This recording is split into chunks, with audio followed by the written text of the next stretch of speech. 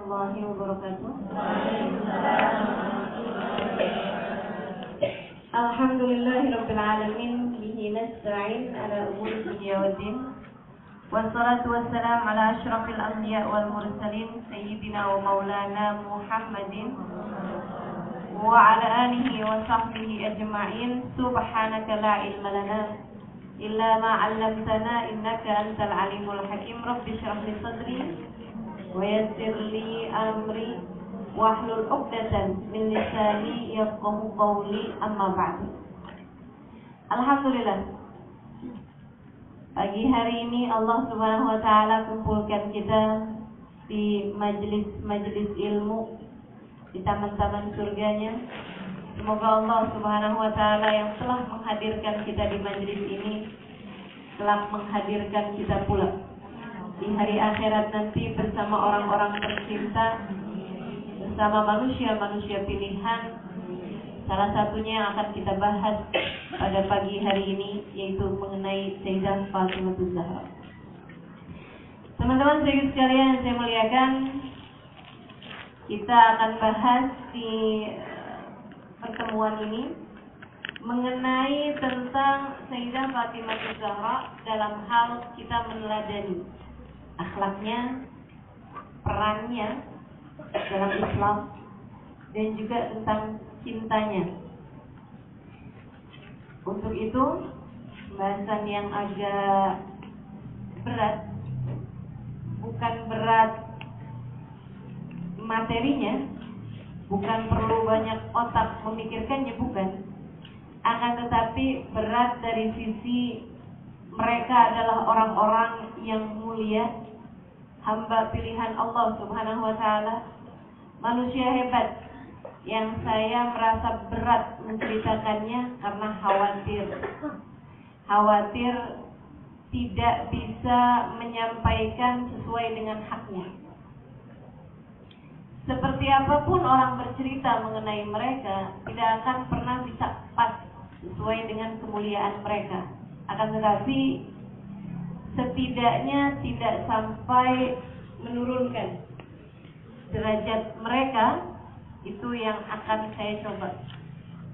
Teman-teman sekalian saya muliakan, karenanya merasa berat ini saya akan mengajak teman-teman untuk membaca suratul Fatihah. Kita minta kepada Allah Subhanahu wa taala semoga Allah menurunkan rahmat, menurunkan hidayah, menurunkan anugerah kepada kita sekalian, sehingga membantu kita, membantu saya untuk dapat menyampaikan, membantu teman-teman untuk dapat mendengarkannya dengan seksama, membantu kita semua untuk dapat mengambil pelajaran dan meneladani beliau dalam kehidupan.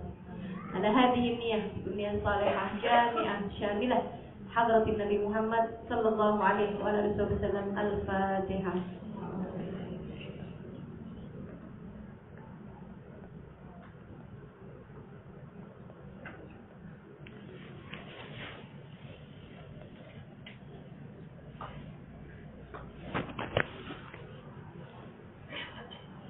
Teman-teman sekalian yang saya muliakan, siapa itu Sayyidah Fatimah Az-Zahra?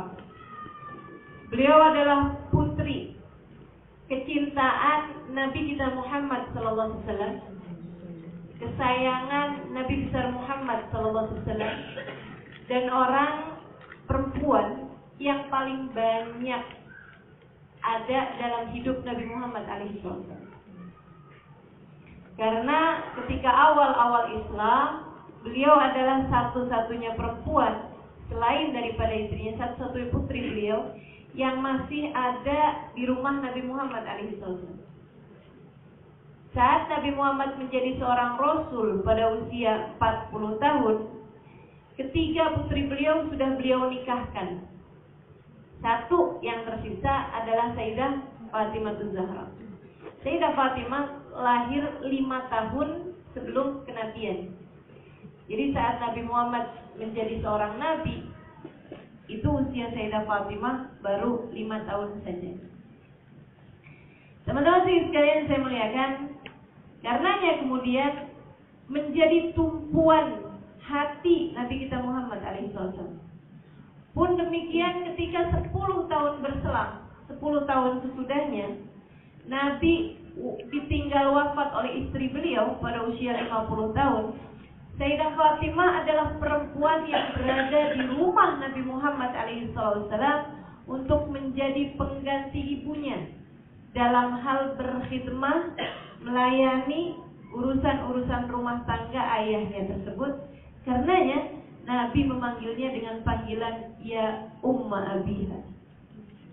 Ya Umma Abiha, wahai yang selayak ibu bagi ayahnya. Nabi itu kayaknya punya Sayyidah Fatimah, kayak mencukupi beliau gitu. Kayak masih ada ibu yang ngurusin, masih ada istri yang menjadi pelipur hati, dan tentu saja sebagai seorang anak yang menjadi belahan jiwa. Untuk kita bertanya-tanya, adakah kita sudah seperti itu bagi ayah kita, bagi ibu kita, bagi suami kita jika yang sudah menikah, bagi saudara-saudarimu,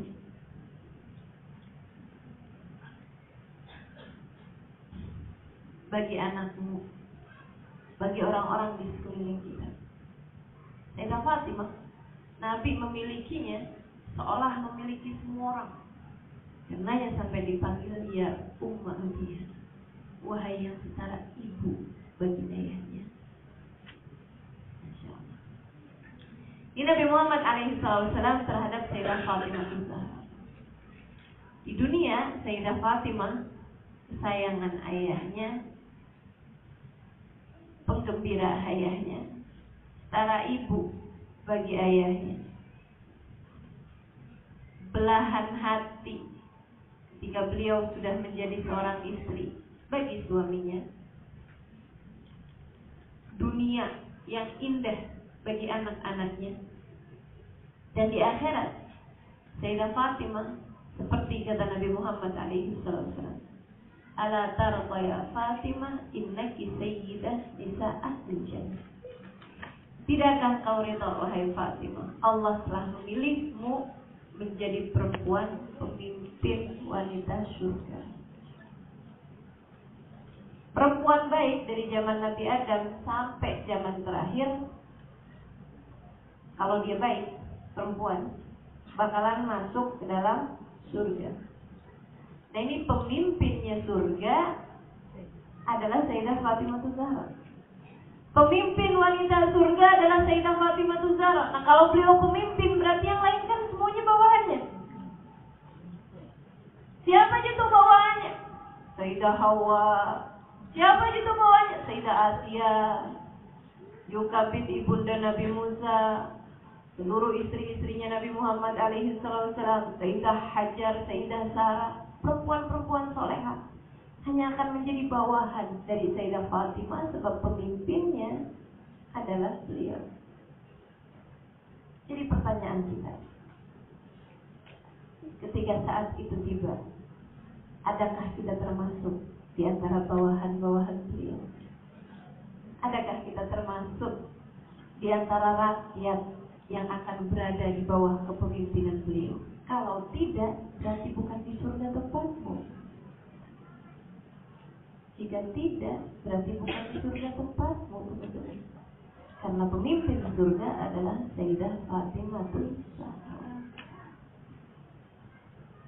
Kalau kamu pengen masuk ke satu negara, tapi nggak mau pemimpinnya dia, padahal pemimpinnya dia, presidennya dia, atau rajanya dia, ya kamu berarti bukan masuk daerah tersebut.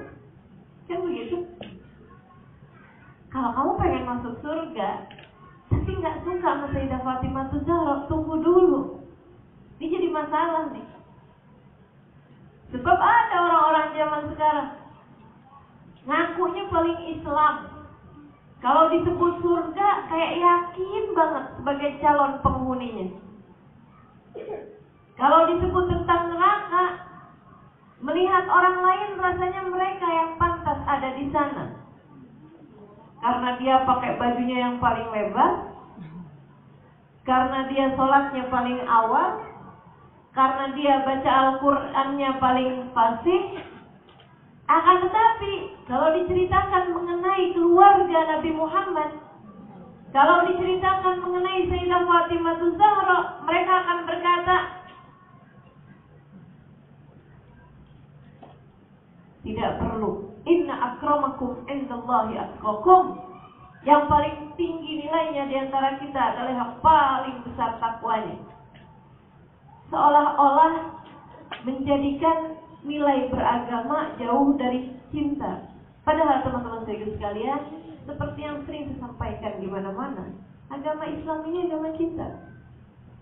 Sempurnamu beribadah, sempurnamu beragama, sempurnamu menjadi seorang hamba ketika kamu melakukan itu semua didasari dengan cinta.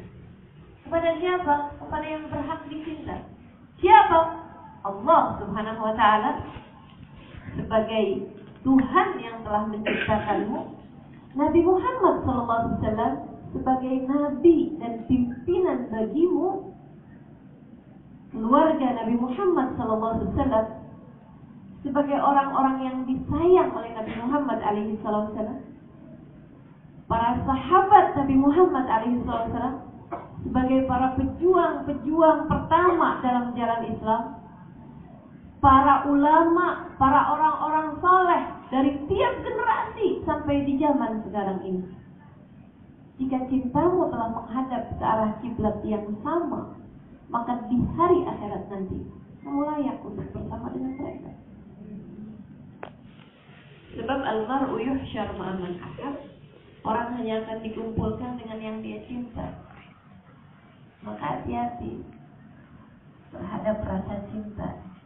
Sudahkah ia dipersembahkan kepada yang layak menerimanya? Nabi Muhammad mengatakan, ahibbullah lima yaghdukum bihi min ni'amih wa ahibbuni li hubbillah wa ahibbu ahla baiti li hubbi. Cintai Allah karena telah menganugerahkan kepada kalian segala kenikmatan. Cintai Allah yang telah memberimu oksigen. Cintai Allah yang telah memberimu makan. Cintai Allah yang telah memberimu minum, airnya, gelasnya, tangannya, kerongkongannya, mulutnya, pencernaannya, ginjalnya, lambungnya. Allah Subhanahu wa Ta'ala. Cintai Allah yang bahkan telah melestarikan dari air tersebut, memilihkan yang baiknya, kemudian membuang sampah dan kotorannya. Cintai Allah telah menganugerahkan kepadamu seluruh kenikmatan. Wa ahibbuni bihubbillah. Dan kalau kalian mencintai Allah yang telah memberikan kepada kalian segala kenikmatan, cintai aku. Sebab kalau cinta kepada seseorang pasti akan mencintai yang dicintai olehnya. Dan Nabi Muhammad adalah makhluknya Allah yang paling tercinta di sisi Allah. Ahibbuni bihubbillah. Kata Nabi Muhammad, cintai aku karena cintamu kepada Allah. Wa ahibbu ahla baiti li hubbi. Dan kalau kalian merasa perlu mencintai aku, maka cintailah pula siapa yang aku cintai. Yang terutamanya, cintailah keluargaku karena cinta kalian kepadaku. Siapa keluarganya? Sayyidah Fatimah Zahra, Sayyidah Aisyah, Sayyidah Khadijah, para istri-istri Nabi Muhammad, Hasan Hussein, Sayyidah Ruqayyah, Sayyidah Ummu Kalsum, Sayyidah Zainab, keluarga Nabi Muhammad terus ke bawah. Ahibbu ahla baiti, cintai aku karena Allah, cintai keluargaku karena.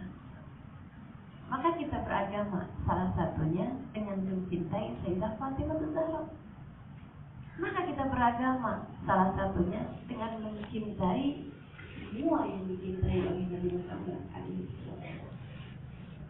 Bagian dari cinta kita kepada Allah Subhanahu wa Ta'ala. Di dunia dia adalah panutan kita. Di akhirat dia akan menjadi pemimpin kita jika kita masuk surga. Amin ya rabbal alamin. Artinya orang yang tidak berkiblat kepada Sayyidah Fatimah di dunia. Jangan salahkan siapa-siapa. Kalau pemimpinnya di akhirat nanti bukan Sayyidah Fatimah, dan yang pemimpinnya di akhirat nanti bukan Sayyidah Fatimah, nah itu nggak tahu saya masuknya kemana. Maka teman-teman sekalian, mari merapat barisan, mari mendekat kepada Sayyidah Fatimah Zahra sebagai bagian dari mendekatnya kita kepada ayahnya, dari bagian dari mendekatnya kita kepada yang telah mengutus ayahnya sebagai seorang nabi, yaitu Allah Subhanahu wa Ta'ala. Apa nih yang bisa kita teladani dari Sayyidah Fatimah Zahra? Banyak teman-teman sekalian. Kamu harus tahu, nomor satu nih ya, pelajaran dari kisah hidupnya Sayyidah Fatimah Zahra. Sayyidah Fatimah itu meninggal dunia di usia 29 tahun. Boleh angkat tangan yang usianya di bawah itu sekarang? Di bawah itu, jangan ngaku nih ya. So awet muda. 29 tahun Sayyidah Fatimah ketika meninggal dunia. 29 tahun doang. Enggak nyampe setengahnya dari kita yang hadir di sini, saya lihatin tadi sudah melewati usia tersebut. 29 tahun, masih muda banget gitu. Tapi pemimpin kita ngajarin kita satu hal, buat jadi orang baik gak harus tua. Betul gak? Buat jadi orang baik gak harus tua. Buat jadi hamba Allah yang solehah gak harus nunggu tua. Buat jadi manusia yang betul-betul dicinta oleh Allah Subhanahu wa Ta'ala dan Rasulnya, kamu tidak harus mencapai usia yang berapa gitu. Maka bagi teman-teman yang saya mau pakai jilbab ntar dah, kalau udah 40 tahun malu sama Sayyidah Fatimah. Malu sama Sayyidah Fatimah. Buat teman-teman yang ngerasa ntar dah, saya mau rajin bangun tahajud kalau saya udah punya cucu.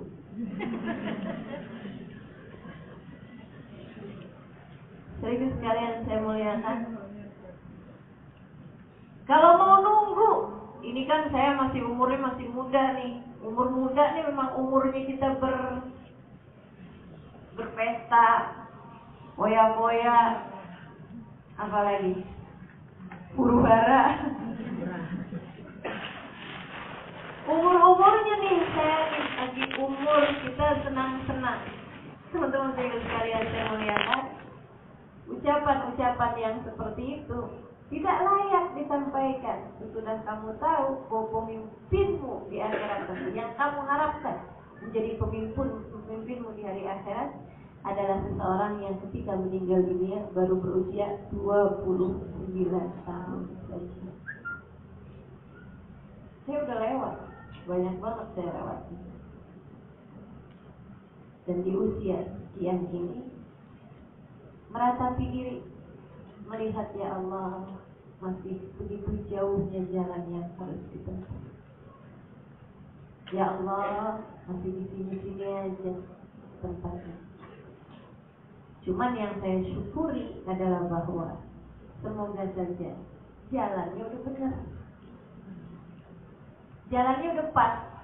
Walaupun jauh, tapi kalau masih sudah berada di jalan yang sama, pelan-pelan dijalanin, siapa tahu nyampe juga. Tapi kalau bahkan jalannya belum sama, nah ini kan repot. Betul gak? Jadi teman-teman saya sekalian, yuk memastikan hari ini insya Allah kita memastikan bahwa jalan kita sudah berada di jalan yang sama.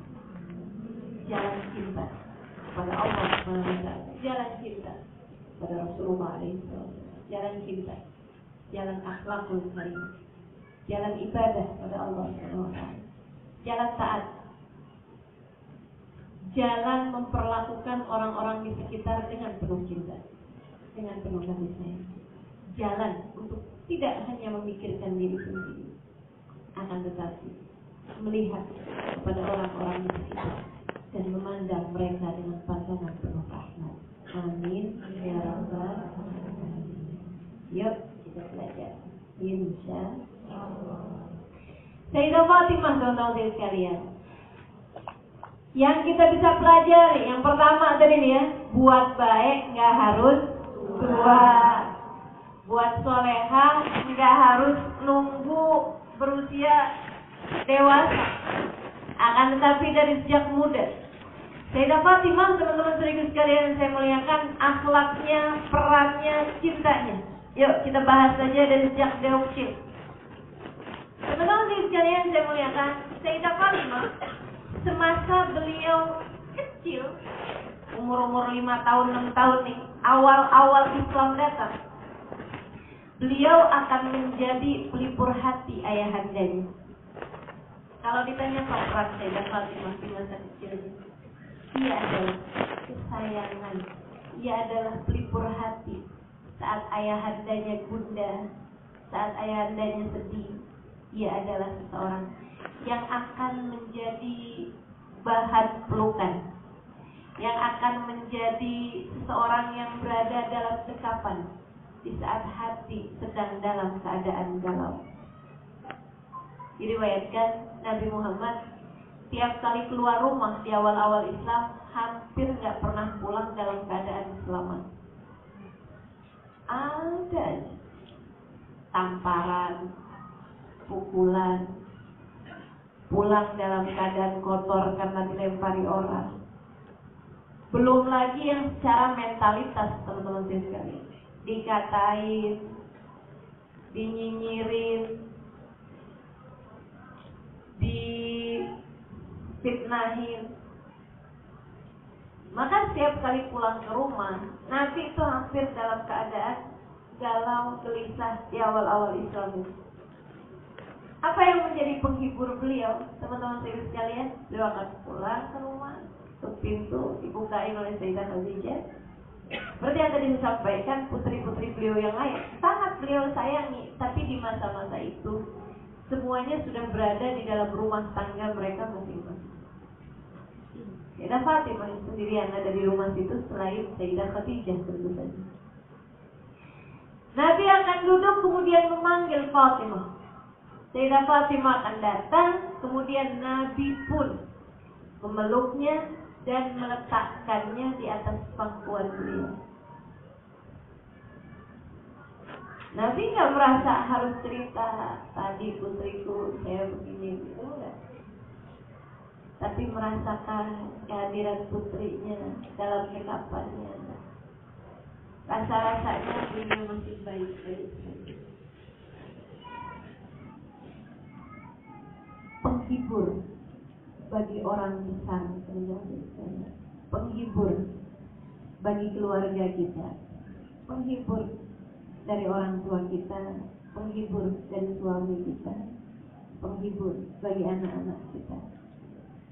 Itu peran besar bagi kehidupan kita. Ayo mikir nih, yang punya suami, bayangin suaminya. Selama ini kamu jadi peringan masalah, pemberat masalah, atau pembuat masalah?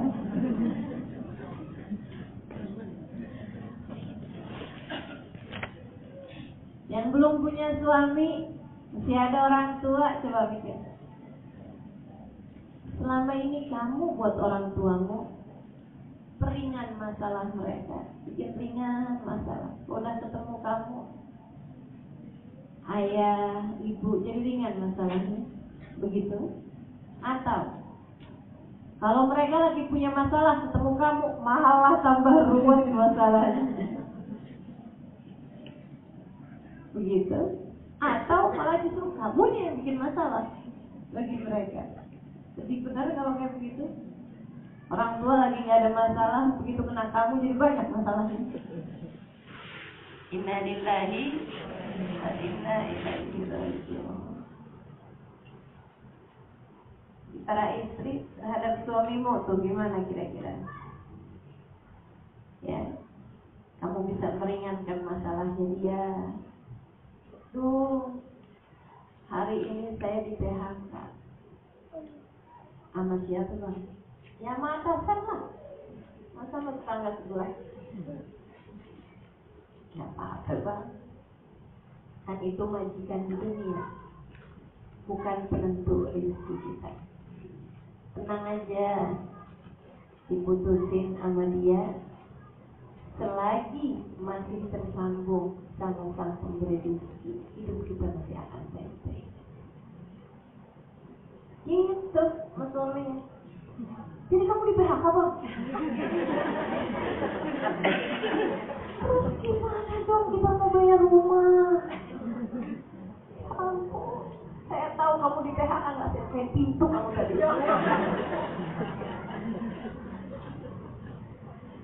Ayo teman-teman saya sekalian, saya dapat Fatimah penghibur bagi ayahandanya. Jadilah diri yang menyenangkan. Jadilah diri yang gak banyak mikirin diri sendiri. Itu caranya. Selagi kamu sebagai pribadi hanya memikirkan dirimu sendiri, apa yang kamu mau, gak akan pernah bisa jadi penghibur bagi orang lain. Sehingga sekalian saya melihatkan, kalau yang kamu pikir dalam hidupmu adalah dirimu sendiri, sekali lagi bagaimana kamu akan bisa menghibur bagi orang lain? Kamu akan menjadi penuntut bagi orang lain. Nuntut mulu. Sama suami kamu tuntut, orang tua kamu tuntut, ini salah ayah nih, ini salah ibu nih. Kenapa saya akhirnya jadi kayak begini? Ini gara-gara ibu nih, ini gara-gara ayah nih. Kerjaannya nyalahin orang. Gimana mau jadi penghibur? Sama saudara tukang nuntut aja. Sama yang kaya dia suka minta, sama yang miskin dia selalu merendahkan. Ya Allah, ya Allah. Yuk teman-teman saya sekalian, jadikan hidupmu penuh cinta. Pikirkan orang lain sebelum kamu memikirkan dirimu sendiri. Gak ada orang besar kecuali dengan dia mampu memikirkan orang lain lebih daripada dia memikirkan dirinya sendiri. Begitulah teman-teman saya sekalian. Orang besar itu bisa jadi orang besar karena kemampuan mereka untuk enggak terlalu fokus sama dirinya. Jadi penghibur akhirnya. Jadi yang membahagiakan bagi orang lain, sedikit sekali. Kalau yang kamu masih fokus kepada dirimu sendiri, apa yang saya mau, apa yang saya inginkan, saya mau ngapain, saya mau ini, selalu kamu aja yang kamu pikirin, gak akan pernah bisa jadi orang besar. Karena fokusmu pada nafas. Nafas gak akan biarkan kita menjadi orang besar tentu. Di mata Allah, di mata Allah. Besar di mata Allah. Mudah-mudahan kita bisa menjadi orang-orang besar di mata Allah. Insya Allah. Itu ada anak nangis, boleh saya tahu siapa ibunya? Kenapa? Loh.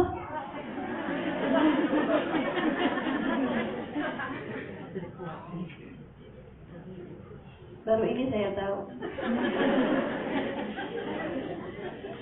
Ada orang hadir pengajian niatnya mau pergi ke warung.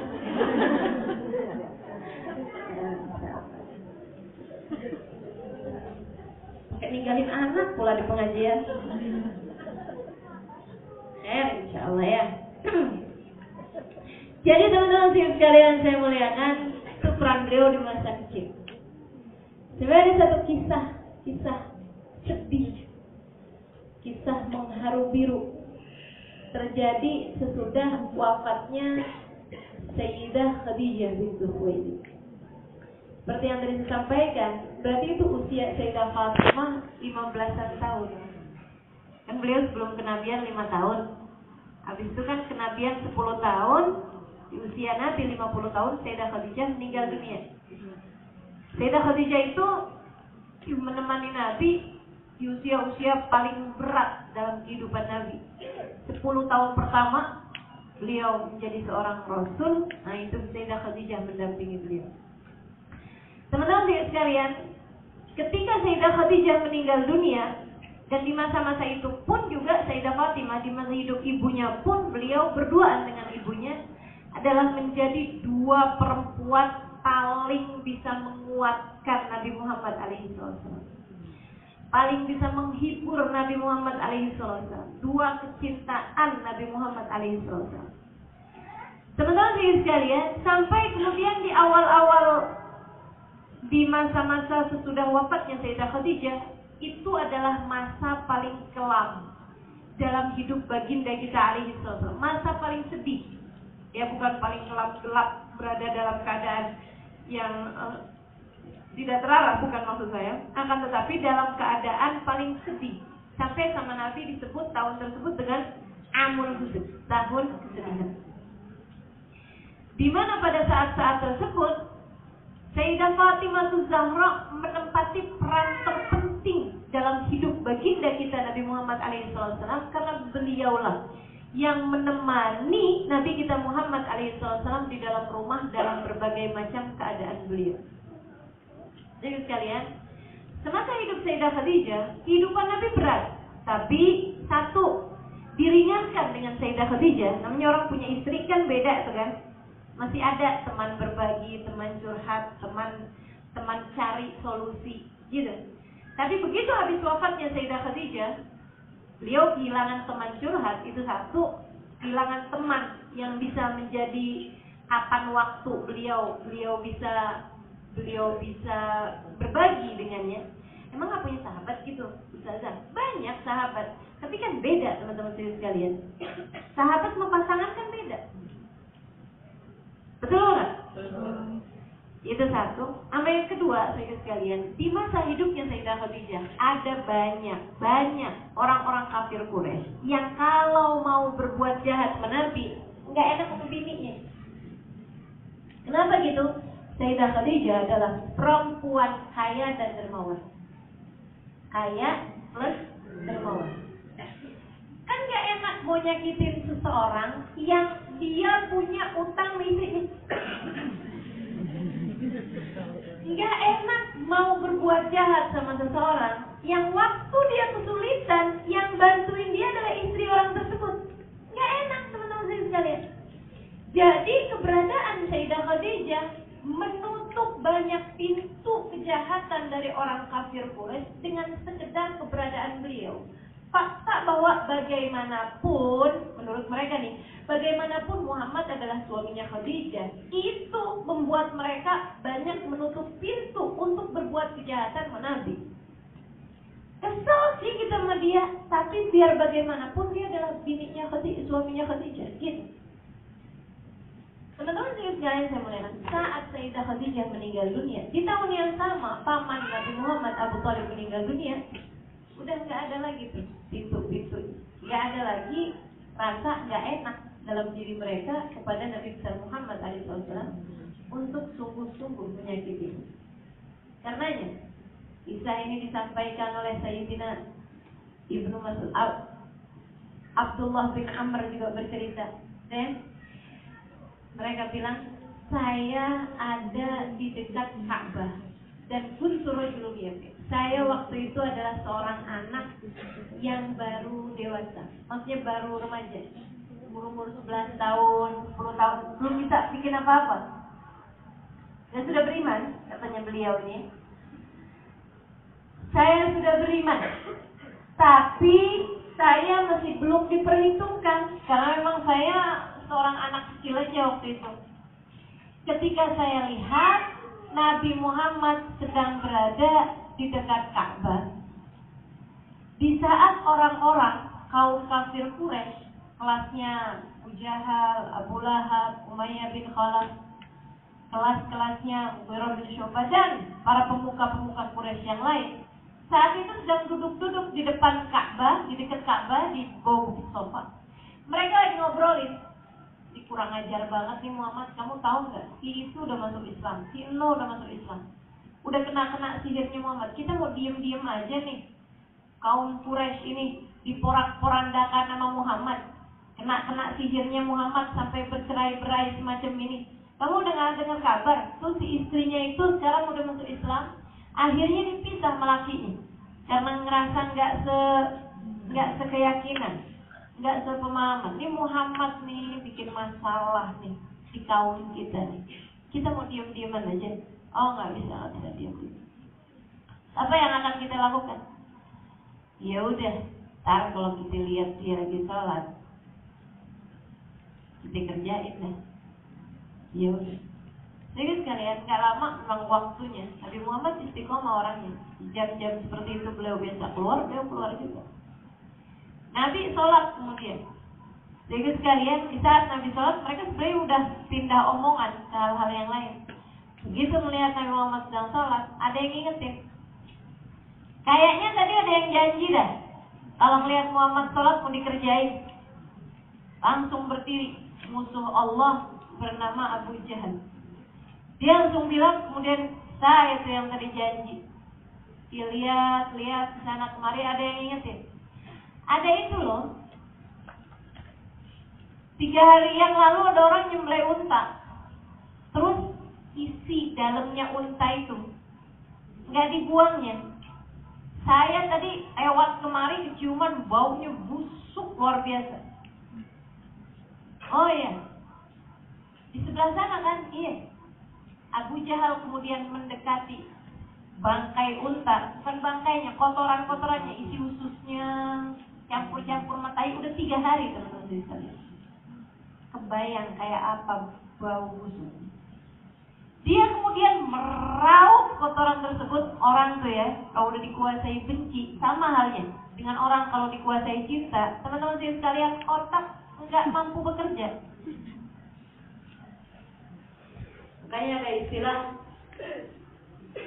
al-hub bara' min anwa'il junun. Rasa cinta itu adalah cabang dari cabang-cabangnya kegilaan. Orang kalau gila sama halnya dengan orang kalau cinta sama halnya dengan orang kalau benci. Itu teman-teman sekalian dekat sama kegilaan. Ketemu gila.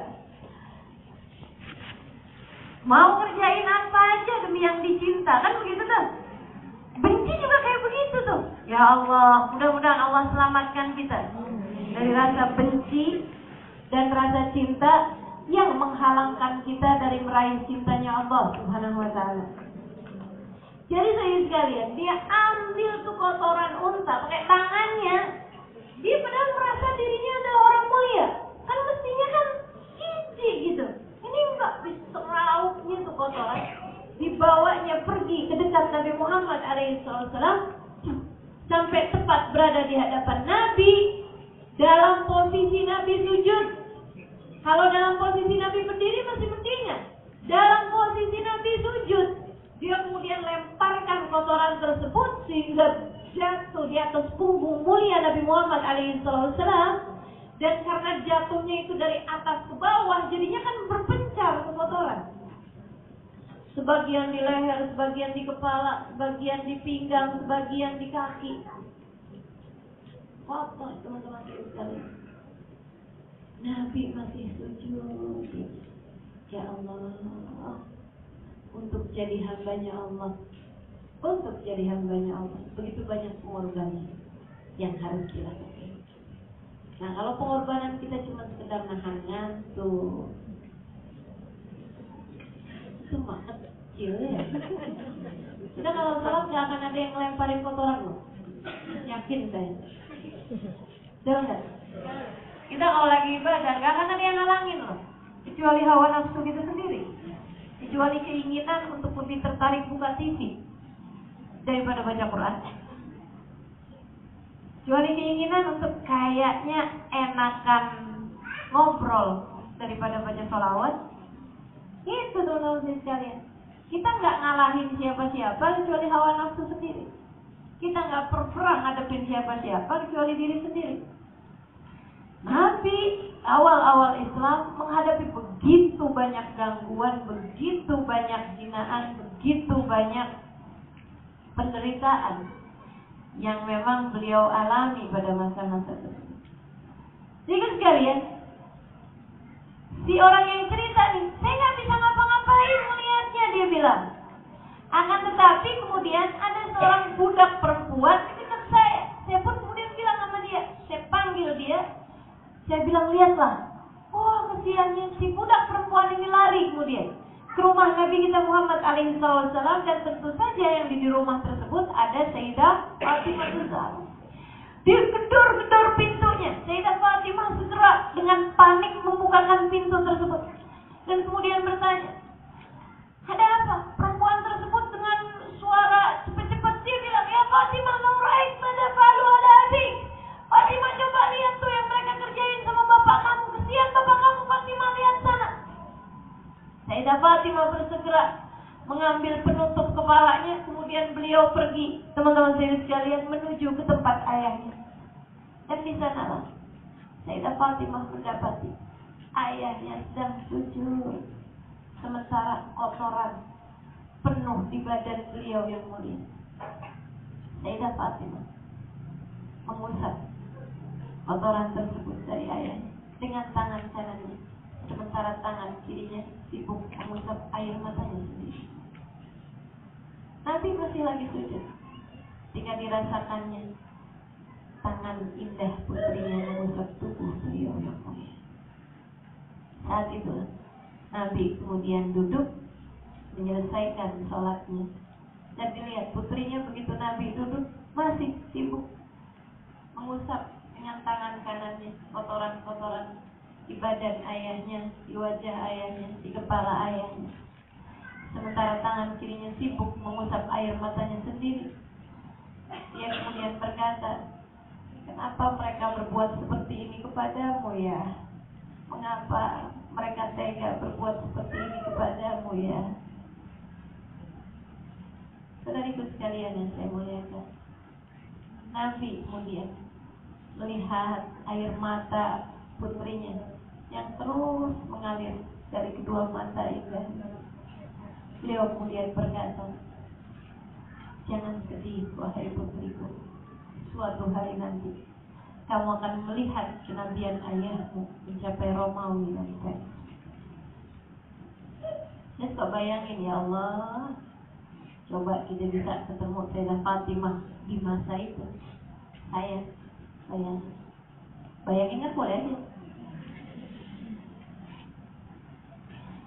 Saya bayangin ya Allah, pengen saya tambahin, betul wahai putri Nabi, kelak engkau akan melihat kenabian ayahmu mencapai Jakarta, Madura, Kalimantan, sampai ke pelosok-pelosok rumah-rumah kami, sampai menelusuk ke dalam relung-relung hati kami, umat ayahmu untuk tahun 2000-an. Tertanda kalimat-kalimat. Ya Allah, ini Sayyidah Fatimah Zahra. Sedikit sekalian saya muliakan, penuh cinta, penuh kasih sayang, dan juga berhati besar. Sampai ketika beliau hijrah bersama dengan ayahandanya, sampai kemudian beliau menikah dengan lelaki kesayangan Nabi Muhammad alaihissalam, yang juga sepupu beliau sekaligus anak angkat Nabi Muhammad alaihissalam. Nabi itu dulu di awal-awal beliau menikah sama Sayyidah Khadijah, Nabi setiap kali punya anak laki-laki kan meninggal. Nabi punya anak laki-laki meninggal, teman-teman sekalian. Akhirnya Nabi punya anak laki-laki satu waktu itu ya, yaitu Qasim, kan meninggal di usia kecil. Di awal-awal beliau menikah itu terjadi paceklik di kota Mekah yang membuat Abu Thalib, paman beliau, kesulitan untuk memberi nafkah kepada anak-anaknya. Beliau kemudian mengajak pamannya yang bernama Abbas untuk ikut serta menanggungkan anak-anaknya Abu Thalib. Mereka berdua datang ke rumah pamannya, ke rumah, kalau Nabi kan paman, kalau Sayyidina Abbas berarti saudaranya. Kemudian bilang, kita pikir kita ingin bantu kamu wahai Abu Thalib, dan kita akan ambil salah satu dari anakmu, katanya Abbas, paman Nabi. Kemudian Abu Thalib bilang, asal kalian tinggalkan anakku yang bernama Fadl, maka kamu boleh ngambil siapapun dari anak-anakku. Sayyidina Abbas kemudian mengambil salah satu anak Abu Thalib, kalau nggak salah Aqil, atau yang ditinggalkan Aqil ya. Kamu tinggalkan Aqil, kamu boleh ngambil siapapun. Sayyidina Abbas kemudian mengambil Fadl, sementara Nabi Muhammad SAW mengambil Ali bin Abi Thalib. Jadi memang dari sejak kecil tuh ada dalam kasih sayangnya Nabi, dikasih nafkah sama Nabi gitu. Buat makannya apanya segala macam tuh Nabi yang ngasih sama Ali bin Abi Thalib. Kesayangan Nabi. kesayangan Nabi Muhammad SAW. Dinikahkan dengan putri kesayangan Nabi Muhammad SAW. Masya Allah. Jadi itu padahal ya, Sayyidina Ali bin Abi Thalib tuh udah kepengen nikah juga waktu itu. Ini buat para jomblo nih. Sayyidina Ali tuh udah pengen nikah juga pengen nikah itu satu. Lebih pengen lagi kalau orang itu adalah putri Nabi Muhammad SAW, cuman tahu diri. Kenapa gitu? Miskin. Sayyidina Ali nggak punya papa, teman-teman sekalian. Nggak punya papa. Beneran nggak punya papa, kecuali yang dianggap sebagai harta itu adalah baju perang beliau, baju besi beliau. Jadi kalau perang kan mesti pakai baju besi itu. Nah itu aja tuh yang dianggap sebagai harta, yang ada nilainya gitu. Selebihnya handphone dia nggak punya, rumah apa lagi gitu ya, nggak punya apa-apa yang dianggap sebagai harta gitu, uang nggak ada gitu. Sayyidina Ali. Dan beliau pun tahu juga bahwa pada masa-masa itu ada sahabat-sahabat besar yang merupakan kesayangan Nabi, yang merupakan sahabat Nabi, merupakan kawan Nabi, yang merupakan orang-orang yang lebih layak untuk menikah dengan putri Nabi Muhammad SAW selain dirinya. Gitu. Sementara Nabi sendiri nih, putrinya yang satu ini nih, umurnya udah, teman-teman saya sekalian, kebayang dong kalau misalnya Nabi Muhammad SAW saat hijrah itu Nabi belum menikahkan putrinya. Jadi putrinya ini menikah sesudah hijrah di Madinah. Nabi Muhammad menikahkan putrinya ini. Jadi kan waktu itu udah 13 tahun ditambah 5 tahun, 18 tahun. Itu aja. Usianya Sayyidah Fatimah Zahra tuh umur segituan. Nah ini kan teman-teman sekalian, jangankan pada masa tersebut, zaman sekarang usia 18 tahun di negeri Yaman misalnya gitu, dianggap udah terlambat buat nikah. Saya nggak bilang Indonesia. Tenang, kamu masih aman. Tapi di Yaman tuh umur segitu tuh udah dianggap telat buat nikah gitu. Saya punya guru-guru biasa menikahkan putri-putrinya di usia 16 tahun gitu. Dan saya pernah tahu ada kawan saya yang paling kecil di Darussalam waktu itu umur 9 tahun, teman-teman saya sekalian, ketika dia pesantren ya. Jadi adik kita semua gitu, di saat kita usianya 19 tahun, 20 tahun, dia umurnya itu 9 tahun waktu itu. Setahun kemudian dia pulang. Kita kirain gitu kan, dia pulang itu karena apa gitu. Ternyata beberapa bulan kemudian dia datang udah dengan riasan sempurna. Udah pakai bulu mata, udah pakai eyeshadow. Ya ampun, kamu tuh kecil-kecil genit, gitu bilang gitu. Dia senyum, saya udah nikah. Ya Allah, 10 tahun. Ya ampun, tuh kalau di Indonesia dilaporin Polda.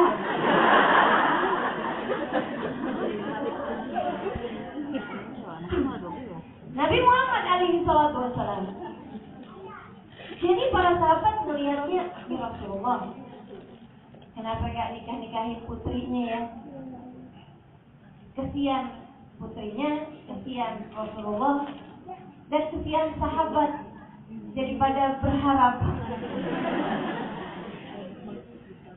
sahabat-sahabat jadi pada mikir, kayaknya nih Nabi nunggu Sayyidina Abu Bakar kali ini, gitu. Sayyidina Abu Bakar sudah punya anak, teman-teman sekalian. Kan usianya Nabi sama Sayyidina Abu Bakar cuma paut 2 tahun. Cuman kali-kali gitu dari sayangnya Nabi sama Sayyidina Abu Bakar gitu, kayaknya masih pengen juga lebih nambahin lagi, karena memang lebih nambah hubungan lagi, karena memang Nabi sama Sayyidina Abu Bakar tuh sayangnya luar biasa. Kata Nabi, saya sama Sayyidina Abu Bakar kayak sepasang pedang. Saya sama Abu Bakar kayak sepasang pedang. Jalan satu, iring satu, jalan satu, iring. Rani sebab tuh binubu.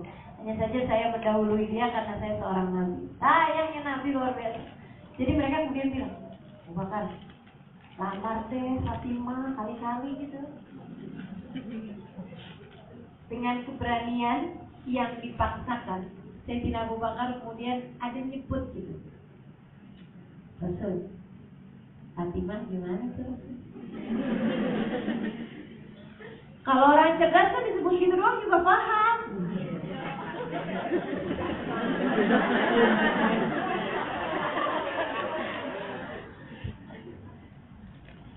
Nabi kelihatan memberi isyarat bahwa bukan kamu yang aku tunggu gitu. Ayatnya gitu ya. Ya doain aja bukan isyarat lah gitu, kata-kata kode-kode lah gitu ya. Bukan kamu nih yang saya tunggu. Jadi Sayyidina Abu Bakar kemudian bilang sama Sayyidina Umar, kayaknya kamu di rumah.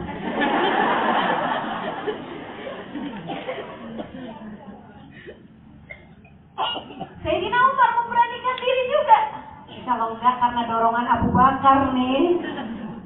Seperti yang tadi saya sampaikan, Sayyidina Umar waktu itu juga sudah menikah sama sekalian, sudah punya anak juga. Kan anaknya Sayyidina Abu Bakar ada yang jadi istri Nabi juga. Sayyidah Hafsah ya. Tapi waktu itu memang belum juga saya rasa. Belum menikah juga Sayyidah Hafsah. Sayyidina Umar memberanikan diri kemudian. Memberanikan diri. Melamar Sayyidah Fatimah. Nabi kemudian menolak dengan ucapan seperti ini. Semoga kamu dikasih yang lebih baik. Semoga Fatimah diberi yang lebih baik. Lebih baik bukan sebagai pribadi, akan tetapi sebagai seorang suami. Gitu ya. Yang Sayyidina Abu Bakar, Sayyidina Umar ketika mendengar Nabi mengatakan seperti itu, tahulah beliau bahwa bukan beliau pula yang ditunggu. Mereka berdua kemudian ngobrol, ini kayaknya Ali nih. Ali nih kayaknya beneran ya. Tapi gimana ya? Sayyidina Ali kemudian dibilangin nama keduanya, Ali, udah tunggu apa lagi, Li? Jalan kali jalan. Kata Sayyidina Ali, ya ampun, bukan gimana. Ntar saya mau ngasih anak Nabi, mau ngasih putrinya Nabi, apaan nih? Maksudnya bukan berarti yang ngasih nafkah sih semuanya Allah SWT, yang ngasih rezeki semua Allah. Cuma kan orang mesti mikir-mikir juga gitu kan. Katanya mereka, tapi kita udah lamar, saya udah ada sebut, kata Sayyidina Abu Bakar. Sayyidina Umar bilang, saya juga ada datang ke Nabi. Nabi tidak memberi isyarat untuk kami. Kayaknya masih ada yang ditunggu dan saya rasa kamu Ali. Sebab Utsman sudah menikah pula waktu itu dengan putrinya Nabi. Nabi itu juga emang cinta banget sama Sayyidina Utsman. Jadi nih mereka rasa nih bukan Utsman, kalau gitu Ali dong. Utsman udah nikah gitu sama putrinya Nabi juga kan. Jadi nih Sayyidina Ali. Sayyidina Ali masih lagi mikir gimana ya. Sampai kemudian Sayyidina Ali memberanikan diri. Kenapa Nabi gak main suruh aja gitu? Itu loh teman-teman sekalian. Nabi tuh tawadhunya luar biasa. Beliau bukan pemimpin yang arogan. Li, kawinin Fatimah lah, Li. Gak gitu. Lo gak ngerti-ngerti juga, udah kode-kodein dari kapan? Enggak gitu. Jadi ditunggunya. Sampai Sayyidina Ali kemudian ada sebut tentang Sayyidah Fatimah. Lalat ganggu aja lagi. Serius sekalian saya muliakan. Jadi Sayyidina Ali ada nyebut nama Sayyidah Fatimah. Rasul, Fatimah apa kabarnya? Kurang lebih gitu deh. Saya nggak tahu pastinya, hanya disebutkan bahwa Sayyidina Ali menyebut tentang Sayyidah Fatimah. Yang begitu disebut gitu udah paham maksudnya. Nabi kemudian nanya, kamu belum pengen nikah Ali? Gimana ya? Sama Fatimah gimana?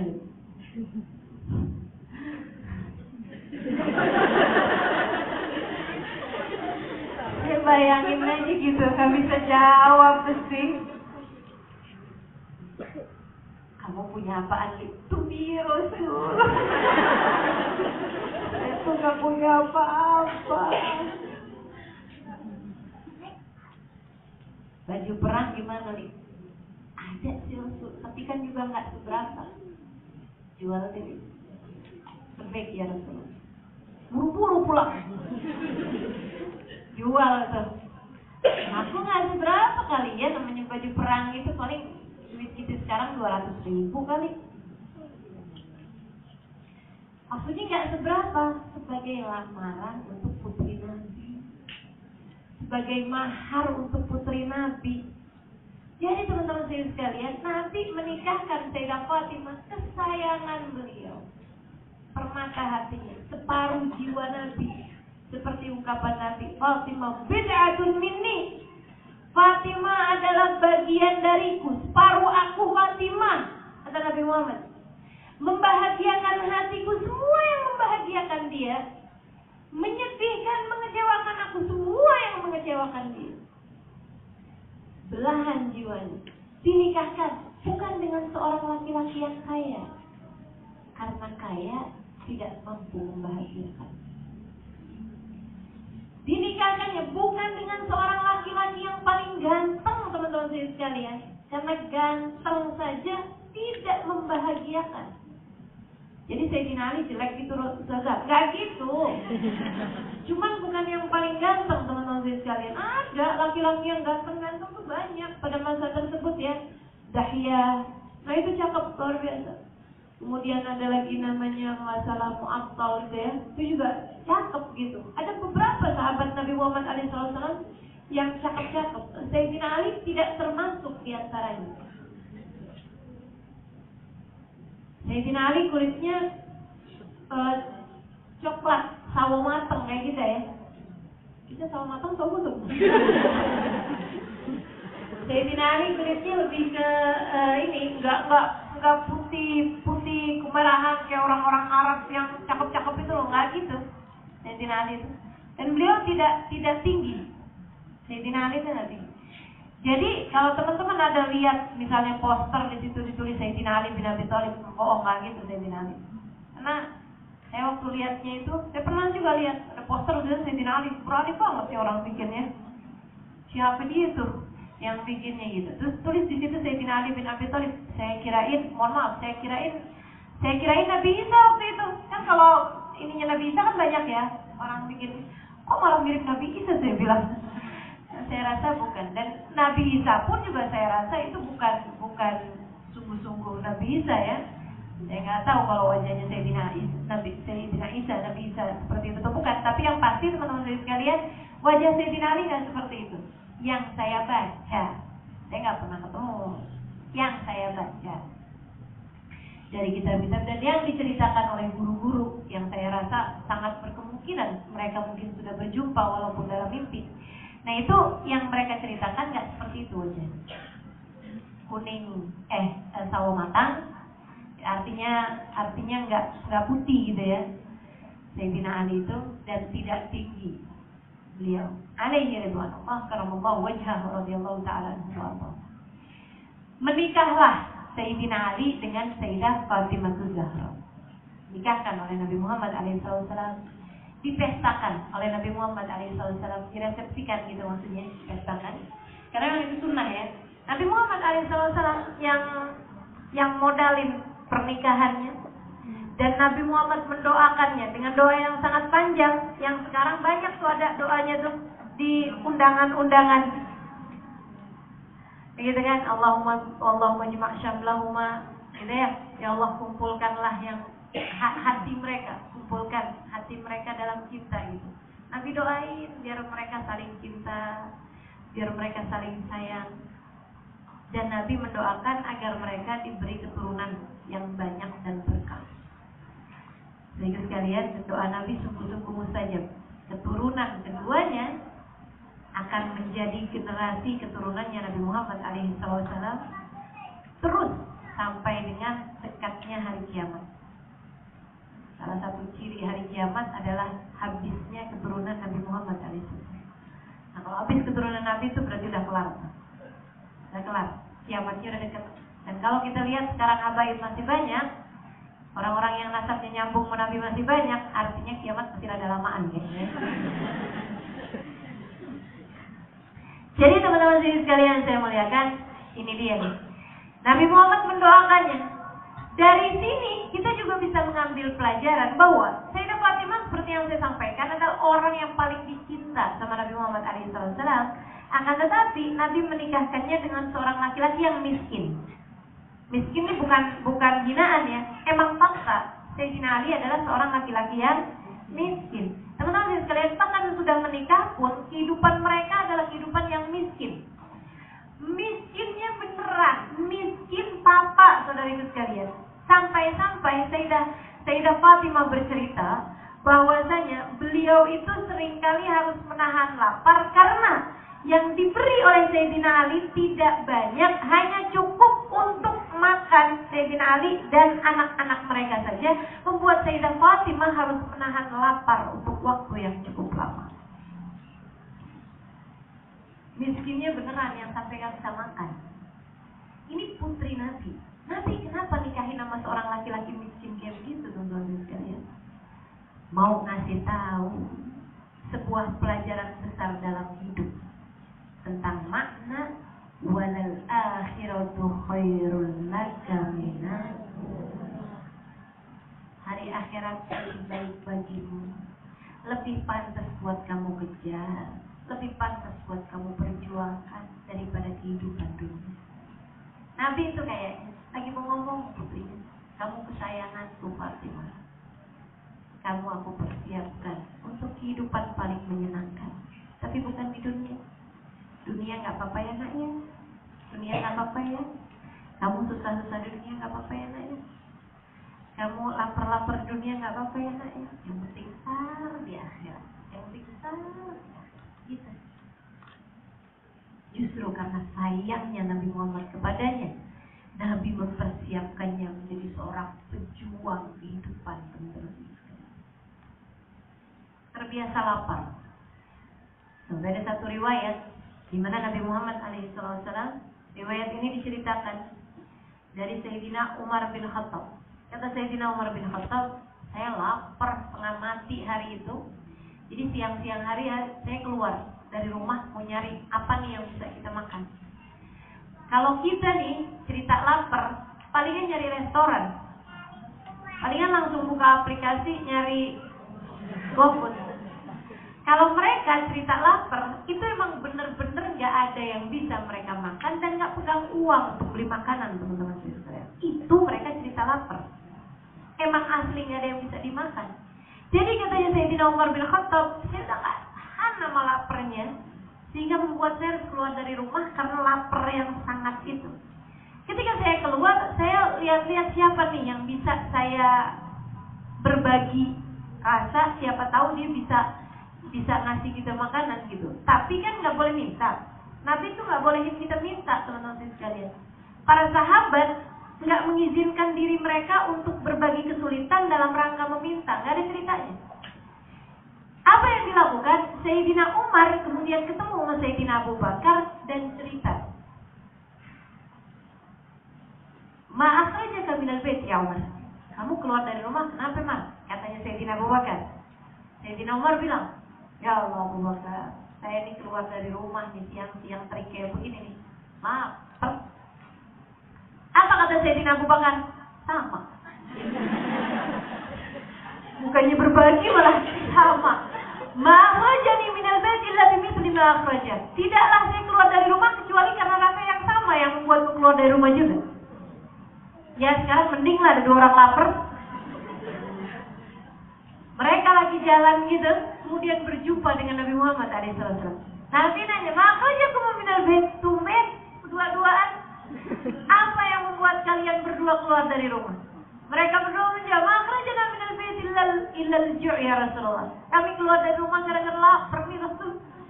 Kata Nabi Muhammad, "Walladzi ba'atsani bil haqqi nabiyya ma akhrajani minal bait illa bimithli ma akhrajakuma." Sungguh demi Allah yang telah mengutus aku menjadi seorang nabi, saya keluar dari rumah juga gara-gara lapar. Dalam ketiga ada lapar.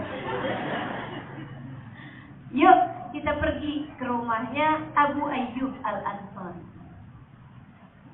Abu Ayyub dulu pernah bilang sama saya, "Kapan aja Rasul engkau ingin kembali ke rumah kami? kami akan menjamumu ya Rasulullah. Abu Ayyub rumahnya pernah ditinggalin Nabi hampir setengah tahun. Ya Allah, kayak apa senangnya itu ya, ditinggalin rumahnya Nabi setengah tahun. Luar biasa. Jadi mereka bertiga tuh pergi ke rumahnya Abu Ayyub. Itu di depan rumah disambut sama Ummu Ayyub, istrinya Abu Ayyub. Ahlan wa sahlan bil Rasul sallallahu alaihi wasallam wa man ma'ah. Selamat datang. Langsung mereka nggak pakai tanya-tanya lagi, paham ya. Dan memang yang namanya tamu itu teman-teman sekalian, tamu datang ke rumah, idza dakhal fashabbihu wa idza kharaj fashayyihu. Itu syaratnya kita menerima tamu, adab kita menerima tamu. Kalau masuk kenyangin, kalau keluar rumah anterin. Anterin kemana? Anterin di pintu rumah kita, jangan pintu rumah dia. Anterin sampai pintu rumah, kita dadahin lah gitu. Jadi teman-teman sekalian, mereka bertiga masuk, langsung Abu Ayyub, Ummu Ayyub panggil Abu Ayyub senang hati banget, kemudian menyembelihkan untuk mereka seekor kambing kecil. Utang-utang punya enggak? Utang-utang teman-teman sekalian, enggak cuma dibeliin KFC. Tapi dibeliinnya itu potongin kambing. Jadi habis potongin kambing, kemudian kambing kecil. Jadi kan cepet empuknya tuh. Habis potongin dibakar, Ummu Ayyub bikinin roti digandum. Dalam waktu kurang lebih 1 jam kemudian terhidangkanlah. Ada daging kambing sama ada roti. Nabi makan, Sayyidina Abu Bakar sama Sayyidina Umar makan. Nyang mereka. Habis selesai makan, ini Nabi Muhammad ya. Bukannya bilang alhamdulillah, syukur sama Allah ya, kita ini dikasih kenikmatan. Lebih tinggi daripada itu. Itu aja udah benar banget, benar nggak? Udah bagus banget kalau Nabi ngomong gitu. Tapi Nabi teman-teman, standar cara berpikirnya lebih tinggi daripada itu. Apa kata Nabi Muhammad SAW? Wahai Abu Bakar, wahai Umar, ingatlah bahwa Allah akan menghisab kita atas apa yang kita makan pada hari ini.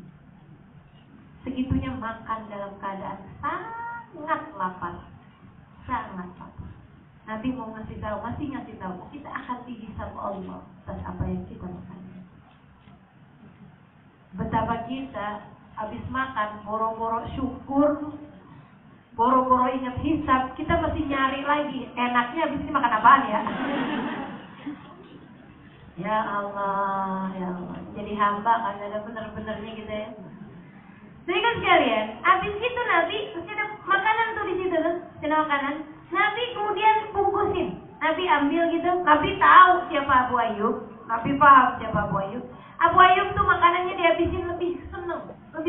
Makanannya dihabisin sama Nabi lebih seneng daripada Nabi menyisakan makanannya untuk keluarga mereka. Karena Abu Ayyub, Ummu Ayyub cintanya kepada Nabi di atas cinta mereka kepada diri sendiri.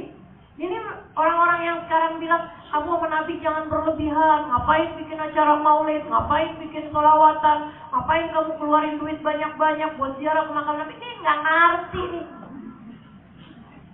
nih, nggak pernah belajar cinta. Ilmu cinta mereka tidur waktu itu kayaknya ya. Pas lagi acara pembagiannya gitu, pembagian rasa cinta sama Allah SWT mereka gitu. Jadi nggak dapet kesian bener. Teman-teman saya sekalian yang saya muliakan, Nabi kemudian bungkusin makanan tersebut. Bilang sama Abu Ayyub, bolehkah kau kirimkan makanan ini ke rumah putriku Fatimah? Bala ya Rasulullah, tentu wahai Rasul, senang hati.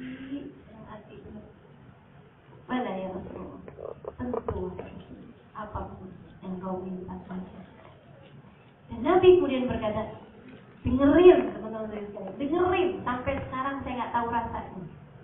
Sudah usia saya 40 tahun, nggak pernah tahu rasanya. Fainahu sayakun awal ta'amin dakhala fi jawfiha ba'da 3 ayyam. Dan ini wahai Abu Ayyub akan menjadi makanan pertama yang masuk ke mulut putriku Fatimah. Perut putriku Fatimah sudah 3 hari 3 malam. Saya nggak tahu rasanya. Makanan pertama yang masuk dalam perut saya sudah 3 hari 3 malam, nggak tahu rasanya. Dan saya yakin, hakul yakin, semua yang ada di majelis ini juga nggak tahu rasanya. Lapar 3 hari, nggak makan apa-apa, pernah tahu rasanya? Nggak tahu kita rasanya. Cuman minum air putih 3 hari. Keluarga Fatimah pernah. Putri Nabi Muhammad pernah. Maka jangan ribut kamu miskin, jangan ribut kamu lapar, teman-teman saudara sekalian. Jangan ribut kamu kesusahan dalam hidup. Jangan ribut tentang urusan penderitaanmu dalam hidup. Kamu makan gak pernah kekurangan makanan yang kamu makan untuk hari ini. Bahkan yang untuk makan besok, yang untuk makan besoknya lagi kamu masih punya. Jangan ribut-ribut urusan penderitaan kepada keluarga Nabi Muhammad SAW. Karena penderitaanmu berbanding dengan mereka, kesusahan hidupmu berbanding dengan mereka, laparmu berbanding dengan mereka, miskinmu berbanding dengan mereka, nggak nyampe seujung kuku. Nggak nyampe seujung kuku. Kamu berlimpahan dengan dunia berbanding dengan mereka, semiskin-miskinmu dalam hidup ini. Kamu berlimpahan dengan dunia berbanding dengan mereka. فإنه سيكون أول طعام دخل في جوفها بعد 3 أيام. Ini akan menjadi makanan pertama yang masuk dalam perut putriku Fatimah sudah 3 hari 3 malam. Dari hidup Sayyidah Fatimah kita belajar tentang makna pengorbanan dalam hidup, perjuangan dalam hidup. Walal akhiratu khairul laka minal ula. Emang Nabi semiskin itu ya Ustazah, sampai nggak bisa ngasih gitu sama putrinya, sama anaknya. Soalnya itu sekalian saya muliakan, seperti yang disampaikan Sayyidah Aisyah, inna ju'alan Nabi ikhtiyara. Sesungguhnya laparnya keluarga Nabi, laparnya putrinya Nabi Muhammad, bahkan laparnya Nabi Muhammad, laparnya istrinya Nabi Muhammad alaihissalam, ikhtiar adalah pilihan yang mereka pilih sebagai style dalam hidup mereka. Gaya hidupnya milihnya gitu. Kenapa?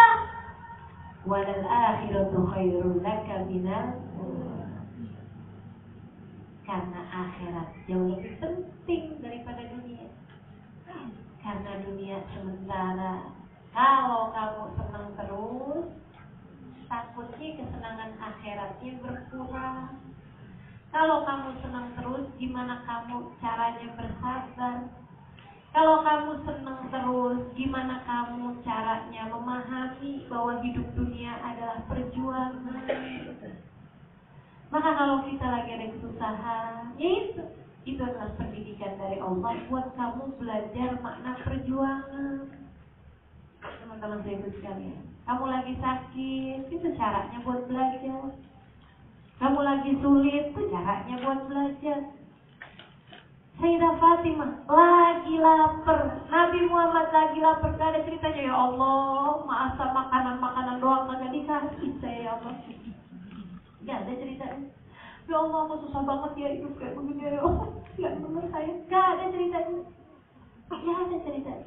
Apalagi pakai nyala-nyalain orang, apalagi pakai nyala-nyalain Allah. Teman-teman saya sekalian, betapa seringnya kita dikasih sakit dikit aja Allah kita salah-salahin. Kenapa saya, ya Allah? Kata Allah, kenapa enggak? Wah, ya Allah. Ya Allah, ya Allah. Mudah-mudahan Allah SWT kasih pelajaran besar dalam hidup kita tentang makna perjuangan. Karena saudara sekalian, sebenarnya Nabi sangat mungkin untuk memberi kesenangan kepada putrinya, sangat mungkin. Tapi Nabi nggak gitu. Dibiarkannya putrinya belajar terus, dibiarkannya putrinya bertarung terus dengan kehidupan, dibiarkannya putrinya terus berkesusahan dalam hidup. Bahkan pernah Sayyidah Fatimah itu punya kalung. Ada orang kasih uang, kemudian sama beliau beliin kalung. Jadi sekalian saya muliakan, Nabi pernah dalam salah satu bepergian beliau masuk ke rumah, beliau pergi ke rumah putrinya Fatimah. Begitu Nabi buka pintu, Nabi melihat kalung tersebut dan hilanglah senyum Nabi Muhammad kepada putrinya. Hilang senyumnya. Nanyain keadaan cucunya gimana gini gitu, tapi muka Nabi Muhammad nggak ada senyum itu. Dan itu aneh banget. Habis itu Nabi kemudian pamitan, Sayyidah Fatimah kepikirannya luar biasa. Ya Allah, kenapa ini ya Allah? Kenapa ya? Baper Sayyidah Fatimah. Dan itu baper pada tempatnya. Betul kan? Biasanya ayahnya selalu senyum kok. Ini kenapa hilang? Waktu buka pintu itu juga masih senyum. Tapi kemudian kenapa ya melihat saya kok nggak senyum? Kenapa ya? Apa yang salah? Apa yang salah? Kepikiran.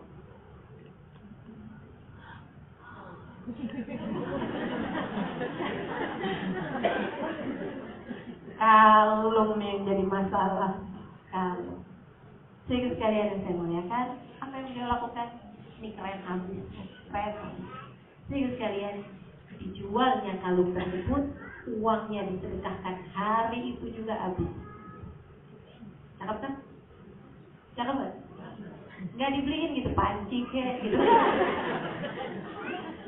Nggak dibeliin makanan gitu kan? Nggak ada. Padahal yang buat besok makan nggak ada. Keluarga mereka, Sayyidina Ali kerja hari itu, makan hari itu sampai habis. Tidak pernah menabung buat besok. Keluarga Nabi Muhammad SAW.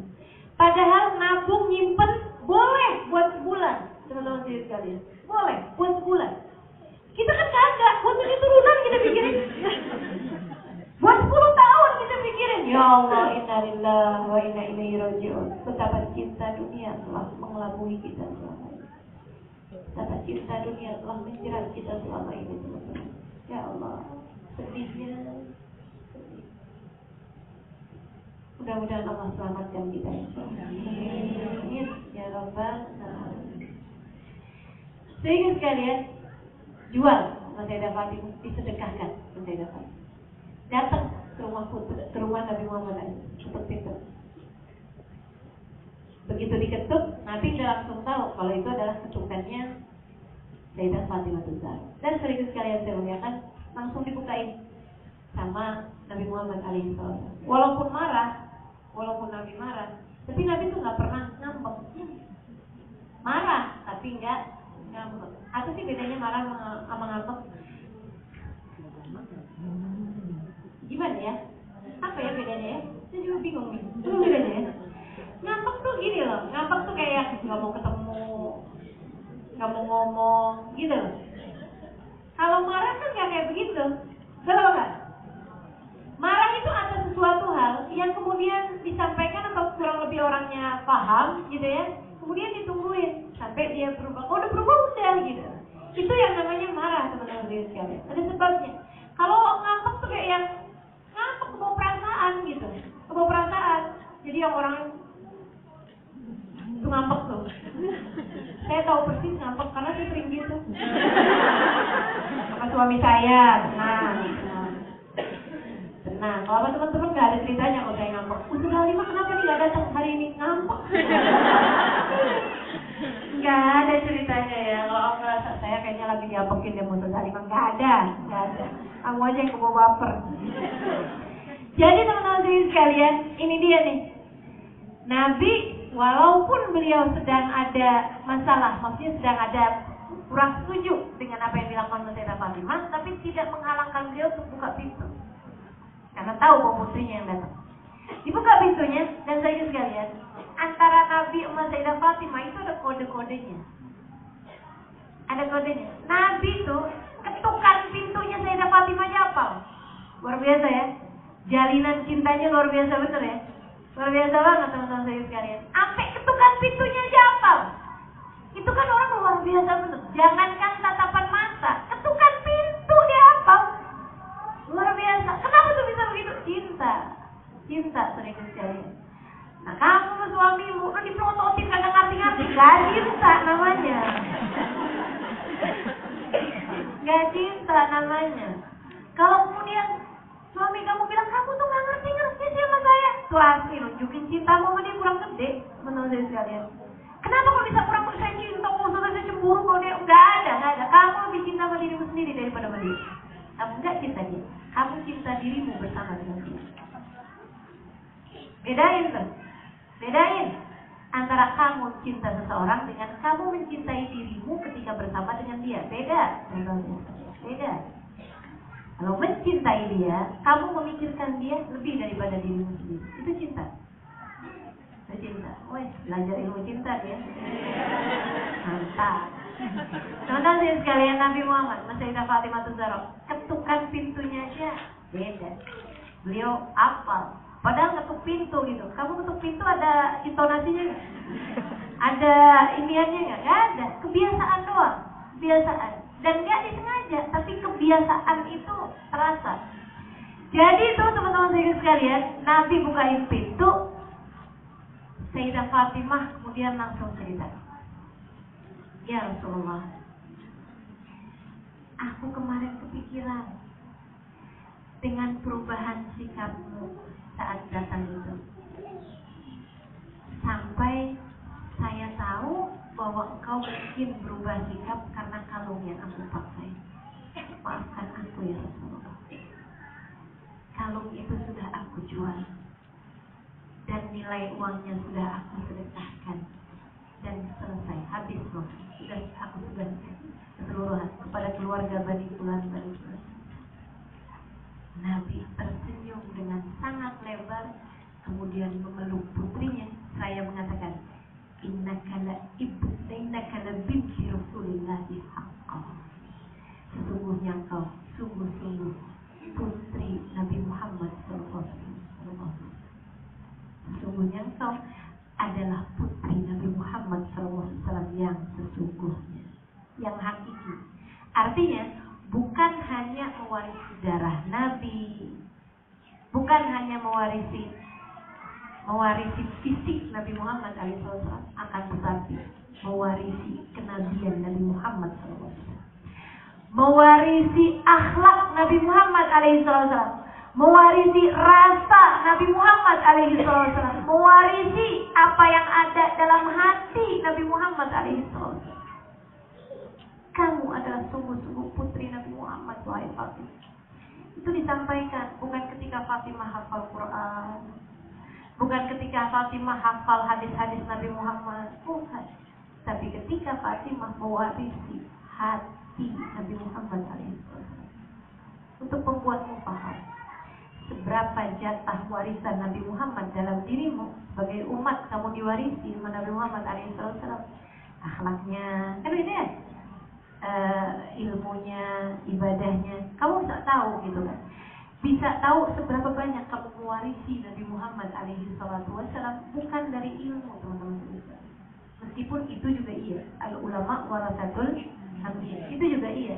Tapi lebih daripada itu, saudara sekalian. Jika hati Nabi Muhammad kamu warisi, jika rasa Nabi Muhammad ada dalam hatimu, jika sedihmu sama sebab sedihnya Nabi, senangmu sama sebab senangnya Nabi, kecewamu sama sebab kecewanya Nabi Muhammad, dan itu masih jauh banget, ya Allah, jauh banget. Nabi ketika melihat putri Nabi Muhammad, hatinya udah sama sama Nabi Muhammad, cara mikirnya udah sama sama Nabi Muhammad. Kamu ngerti nih Fatimah, innaka la binti Rasulillah haqqan, sesungguhnya engkau adalah putri Nabi Muhammad yang sesungguhnya. Masya Allah. Saudara sekalian yang saya muliakan, Sayyidah Fatimah Zahra teladan bagi kita. Teladan dalam hal apa lagi? Akhlak dia juga. Perannya dalam Islam sudah saya bahas. Cinta kepada siapa? Allah nomor satu. Qawwamah. Menjadikan beliau ahli ibadah di waktu malam, ahli puasa di waktu siang. Menjadikan beliau akan melakukan apapun buat meraih cintanya Allah Subhanahu wa ta'ala. Jika bahkan harus lapar sekalipun, jika bahkan harus susah sekalipun, beliau bahkan, teman-teman sekalian, kalau Nabi ikutan perang, kadang suka ikutan perang juga. Ngapain? Jahit luka para pasukan, masakin miskin buat pasukan. Kenapa tuh kayak gitu? Cinta sama Allah, cinta dalam perjuangan ajaran agama Islam akan membuat beliau melakukan apapun untuk itu. Cintanya kepada Allah, cintanya kepada Rasulullah, gak usah tanya, membuat beliau tidak lagi dapat merasakan nikmatnya hidup sesudah wafatnya Nabi Muhammad. Teman-teman saya sekalian, membuat beliau ketika saat sakaratul maut Nabi dekat, hiburan bagi beliau ketika beliau tahu bahwa ayahnya akan segera menghadap kepada Allah. Hiburan bagi beliau adalah ucapan ayahnya pada saat itu. Tahu kan ceritanya? Nabi Muhammad alaihissalam udah hari-hari mau meninggal dunia, kurang sehari lah, kurang lebih sehari 2 hari sebelum meninggal dunia.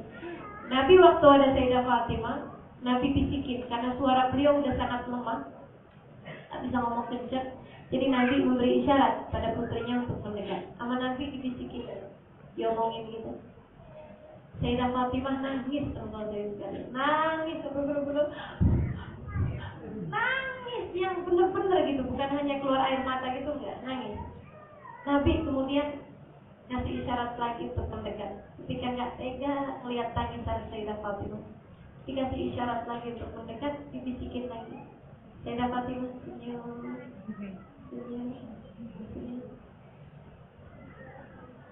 Sayyidah Aisyah penasaran dong. Ya ampun, kok aneh banget sih. Secepat itu senyuman menggantikan tangisan. Apa nih? Yang dibisikin nih apa? Sampai tahu persis bagaimana caranya merubah mood seseorang dari kesedihan berubah menjadi senyuman. Langsung ditanya, itu juga pas waktu pamitan di pintu tanyain, Fatimah, tadi apaan sih yang dibisikin sama ayah kamu? Saya sih nggak kepo sih, cuman aneh banget kan, habis dibisikin kamu nangis, habis itu kemudian kamu senyum gitu. Maksudnya penasaran, lebih kepada bukan pengen tahu hubungan antara ayah sama anak, enggak gitu. Bukan pengen tahu urusan yang kayak ibu tiri sama anak tiri nih kan. Bukan gitu teman-teman sekalian, jangan kebanyakan nonton drama. Bukan gitu, tapi lebih kepada asra. Betapa perubahannya tuh cepet banget gitu. Jadi bikin penasaran siapapun orang kalau melihat pemandangan itu pengen tahu dong. Apa sih gitu? Kok kayaknya ayah kamu tahu banget cara menghibur kamu. Katanya Nabi Muhammad, katanya Sayyidah Fatimah, ma'uksisi Rasulullah wahai. Saya nggak akan menyampaikan rahasianya Nabi. Maksudnya kalau dibisikin kan berarti rahasia. Saya nggak akan menyampaikan rahasianya Nabi di saat beliau masih hidup. Jadi sekalian, habis Nabi Muhammad wafat, beberapa waktu kemudian saat Sayyidah Fatimah berjumpa dengan Sayyidah Aisyah nanya lagi, Fatimah, bolehkah kau beritahu aku? Kalau nggak saya bisa mati penasaran.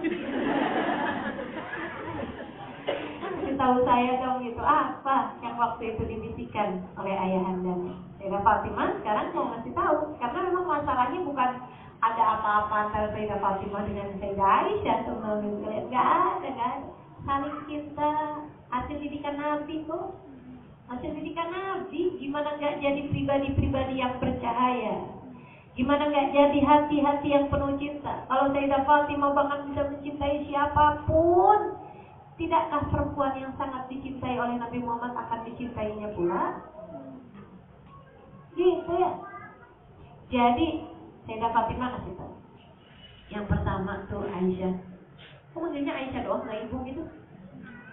Kamu harus tahu perbedaan usia antara keduanya 11 tahun. Lebih tuaan Sayyidah Fatimah. Jadi kalau bayangin cerita tuh mesti lengkap ya. Jadi antara Sayyidah Fatimah sama Sayyidah Aisyah yang adalah ibu tirinya, lebih tuaan usianya Sayyidah Fatimah. Sayyidah Fatimah itu lahir 5 tahun sebelum kenabian. Nabi Muhammad menikah sama Sayyidah Aisyah di saat beliau hijrah ke Madinah, baru tinggal bersama di usia Sayyidah Aisyah 9 tahun. Jadi di saat Sayyidah Fatimah waktu Nabi Muhammad hijrah itu usianya 15 tahun. Sayyidah Aisyah waktu itu usianya 8-9 tahun, teman-teman sekalian. Ada paut usia 11 tahun antara keduanya. Benar apa enggak nih? Sayyidah Fatimah usia 15 tahun saat hijrah, dikurangi 11. 4 tahun ya.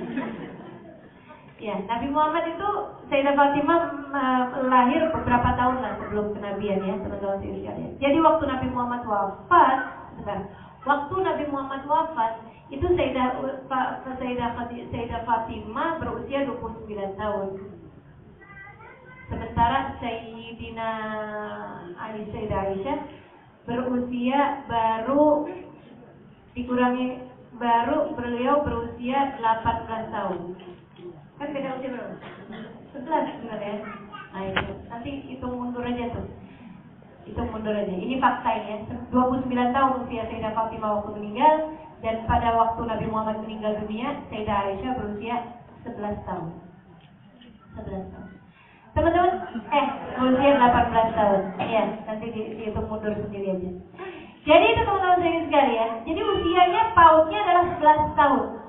Jadi waktu itu tuh Sayyidah Aisyah memang dipanggil oleh Sayyidah Fatimah yang namanya aja, yaitu Aisyah aja, karena jauh di bawah beliau. Sayyidah Fatimah cerita kemudian, kemarin tuh Aisyah waktu ayahanda bisikin pertama kali, beliau kasih tahu, wahai Fatimah, malaikat Jibril biasanya mengulangkan kepada aku Al-Quran dari awal hingga akhirnya sekali setahun. Tapi kali ini malaikat Jibril mengulangkan kepada aku Al-Quran tahun ini 2 kali. Yang kemarin baru-baru aja malaikat Jibril datang mengulangkan kepada aku Al-Quran dari awal hingga akhirnya. Aku rasa ini merupakan pertanda bahwa aku akan segera menghadap Allah Subhanahu wa Ta'ala. Aku rasa sakitku ini gak akan berjumpa dengan kesembuhan gitu ya. Kurang lebih kayak gitulah, bahwa ini sakit ini nih gak akan sembuh di Fatimah. Kamu harus siap-siap karena aku akan segera menghadap kepada Allah. Gimana gak sedih? Gak usah Sayyidah Fatimah, teman-teman sekalian. Andai kita hari itu jadi umatnya, maksudnya andai hari itu kita sudah ada dan jadi umatnya, dengar kabar begitu dari Nabi, siapa yang gak sedih? Siapa yang gak nangis? Kecuali orang munafik atau orang yang merasanya dia muslim tapi gak punya rasa cinta Nabi. Kan begitu? Dan itu pasti orang munafik, teman-teman sekalian. Itu mau dia baca Qur'annya kayak apapun banyaknya tiap hari, kalau hati kosong dari rasa cinta Nabi, gak ada iman yang tersisa. Serius sekalian saya muliakan. Akhirnya kemudian nangislah aku, kata Sayyidah Fatimah. Nabi kemudian bisikin aku yang keduanya. Apaan nih kira-kira? Kamu kalau ayah ngasih tahu nih, kayaknya umur saya udah besar. Kira-kira dibisikin apa yang bikin kamu jadi senyum? Tenang nak, rumah ini warisan buat kamu. Gitu. Tenang nak, aku udah tuliskan nomor PIN ATM. Kamu akan ambil uang saya semuanya buat kamu. Misalnya gitu. Apa katanya Sayyidah Fatimah? Apa katanya Rasul kepada Sayyidah Fatimah? Nabi tahu persis kalimat apa yang akan mampu menghibur putrinya Fatimah. Dia bilang, ya Fatimah, innaki awala ahli baitin la syaqatan bi. Wahai Fatimah, kamu akan menjadi keluargaku yang pertama yang akan segera menyusul aku. Artinya, kalau saya meninggal dunia, kamu tinggal siap-siap Fatimah, sebentar lagi kamu juga mati. Kalau kita, bapak kita diomongin gitu. Bapak kita ngomong gitu, saya mau mati gitu. Kamu habis itu juga nyata gitu.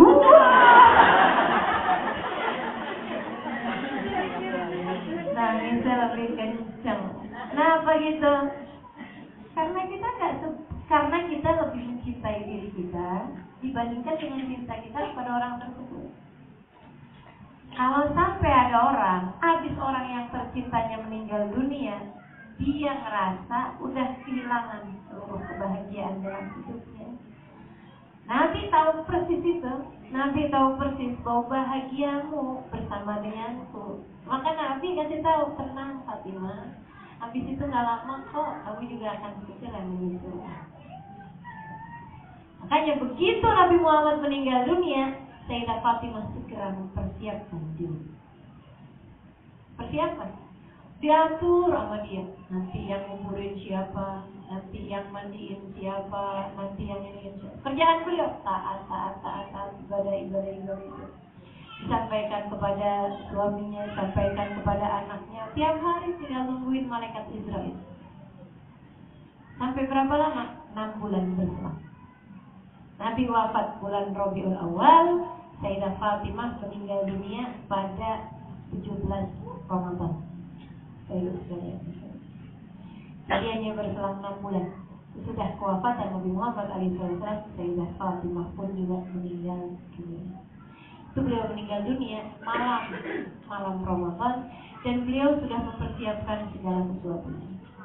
Beliau udah mandi, beliau udah wudu, beliau udah cakep-cakep, beliau udah tahu ini harinya yang ditunggu. Dan sepanjang hari itu senyuman di bibirnya tidak hilang. Ini adalah waktuku untuk berjumpa. Ini adalah waktuku untuk berpisah dari dunia. Ini adalah waktuku untuk kembali kepada Allah dengan penuh cinta. Dan ini adalah waktuku untuk berjumpa dengan kekasih hati. Separuh jiwanya. Sebagaimana ungkapan dari ayahnya, Fatimah bid'atun. Separuh jiwaku adalah putriku Fatimah. Fatimah menjadikan Nabi Muhammad bukan hanya separuh, akan tetapi seluruh jiwanya. Nabi Muhammad alaihissalam, kesayangan, kecintaan, kebahagiaan dalam hidup. Masya Allah. Putri Nabi Muhammad alaihissalam. Teman-teman sekaligus sekalian dimuliakan, beliau menghembuskan nafasnya pada malam 17 Ramadan, meninggal dunia pada malam tersebut, dan beliau berpesan untuk jangan ada yang memandikan beliau kecuali putra-putrinya, dan yang mengkafani serta yang menguruskan jenazahnya adalah sahabat beliau Sayyidah Asma binti Umais. Dan kemudian beliau pun minta untuk dipakaikan keranda, dibawa menuju ke pemakaman, yaitu Baqi, ya, makaman Baqi. Hanya dibawa oleh Sayyidina Ali, Sayyidah Hasan Hussein, dan beberapa orang dari kaum kerabat beliau, dari kaum kerabat saja, karena beliau tidak mau. Jadi keranda itu juga beliau yang memakainya pertama kali. Dulunya dibawa langsung di atasnya papan itu, ya, dibawa gitu aja, langsung ditutupi kain gitu aja. Sayyidah Fatimah nggak mau gitu. Dipikirin dari waktu beliau mikirin nanti kalau meninggal dunia gimana. Cerita sama Asma binti Umais. Dia bilang, Asma, saya tuh bingung dah. Nanti kalau saya meninggal dunia, ya, ini kan kalau dibawa tuh kan, kalau dibawa kan jenazah saya, orang jadi tahu Fatimah kurus apa gemuk, orang jadi tahu Fatimah pendek apa tinggi. Jenazah. Tapi beliau dari menjaganya terhadap dirinya, beliau nggak mau kelihatan laki-laki, bahkan jenazahnya yang sudah ditutupi dengan kain kafan. Nggak mau ketahuan tinggi apa pendek, gemuk apa kurus, teman-teman. Dari menjaga terhadap dirinya. Kita senang banget kelihatan ramping depan laki-laki lain. Kamu senang banget tampil cakep-cakep di depan laki-laki yang bukan siapa-siapamu itu? Mau-maunya sampai segala rambut terurai, aurat terlihat di hadapan laki-laki yang bukan mahrammu. Jika pimpinanmu adalah Sayyidah Fatimah, sudah harus kamu pikirkan, teman-teman sekalian. Kalau belum sanggup pakai cadar, sekurangnya pakai baju, jangan ketat-ketat. Sekurangnya jangan pakai tampilan-tampilan di riasan-riasan mukamu itu. Nah, yuk, pimpinan Sayyidah Fatimah sudah harus kamu pikirkan. Begitu sekalian, pengen masuk surganya Allah di belakang Sayyidah Fatimah. Ini salah satu dari yang perlu untuk kita lakukan. Salah satu dari yang harus kita lakukan. Pandai-pandailah menjaga diri. Pandai-pandailah menjaga diri. Sama laki-laki itu jangan cikikan, jangan ngobrol-ngobrolan. Udah harus dipikirkan. Saya nggak mau salaman sama yang bukan mahram. Udah harus dipikirkan. Enggak, udah ngaji berapa tahun kan? Ketemu sama gurunya anak-anak aja salamannya enak banget. Apa kabar, Pak? Ayolah, gitu. Udah lama ngaji nih adik-adik, turun dari ojek aja disalamin. tukang gojeknya. Jangan ya. Jadi teman-teman sekalian, yuk ya kita belajar buat bisa jaga diri. Sayyidah Asma kemudian cerita, Fatimah kemarin tuh waktu saya pergi keluar kota, saya lihat mereka tuh pakai keranda, ditutupin gitu. Ininya jenazahnya waktu saya lihat ada yang meninggal dunia. Oh bagus tuh Fatimah, bagus tuh Asma, kamu bisa nggak ceritain sama orang yang nanti bisa bikinin keranda? Boleh, saya ceritain dah, saya siapin dah keranda buat kamu Fatimah. Itu udah dipikirin dari beberapa hari sebelum meninggal dunia beliau. Jadi beliau itu orang pertama yang pakai keranda, teman-teman saya sekalian. Sayyidah Fatimah Zahra.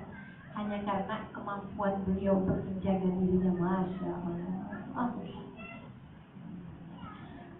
Karena beliau sangat mampu menjaga diri seperti itu, baik hidup sampai mati pun dipikirin sama beliau.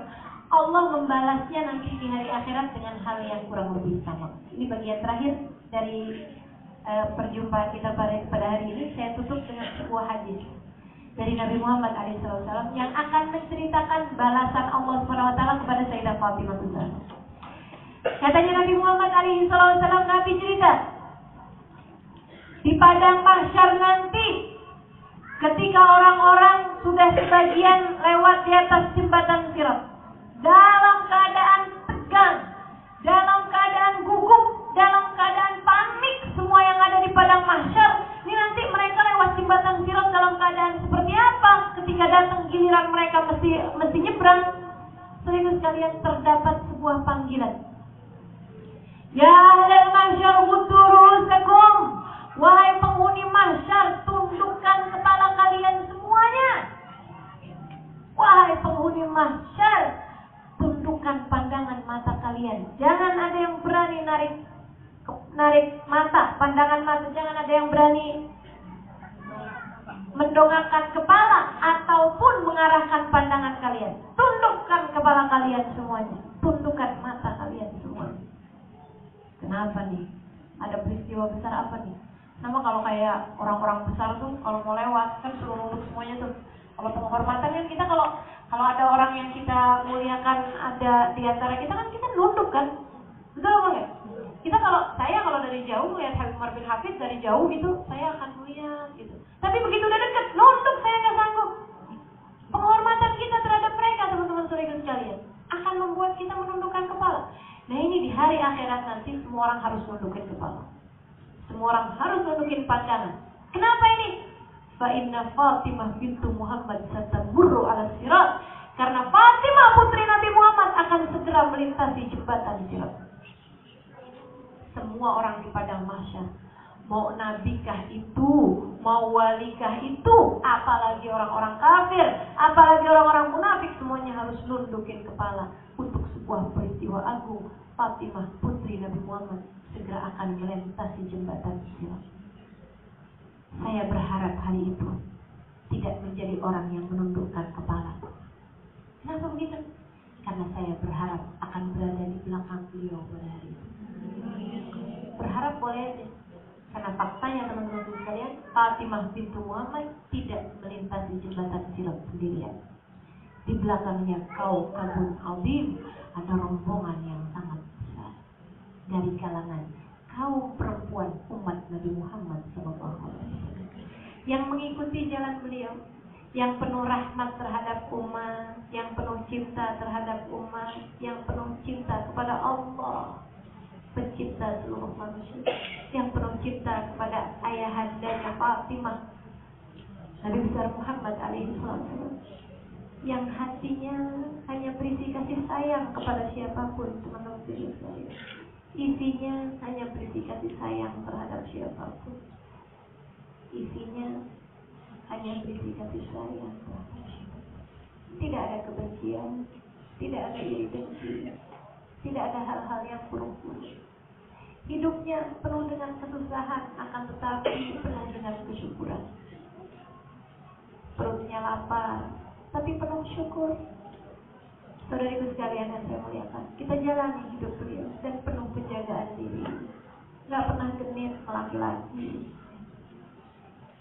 penuh penjagaan diri, menjaga kehormatannya dengan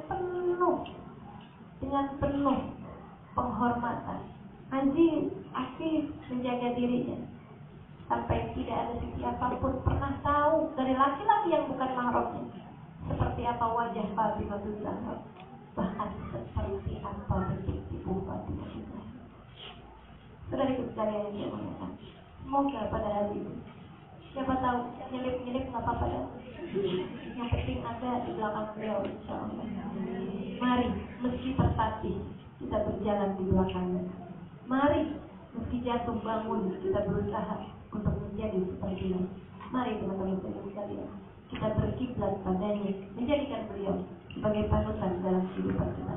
Rabbana zalamna anfusana wa illam taghfir lana wa tarhamna lanakunanna minal khasirin. Rabbana atina fid dunya hasanah wa fil akhirati hasanah wa qina adzabannar. Subhanakallahumma wa bihamdika akhir da'wana alhamdulillahi rabbil alamin wa ila hadratin nabi al-fatihah.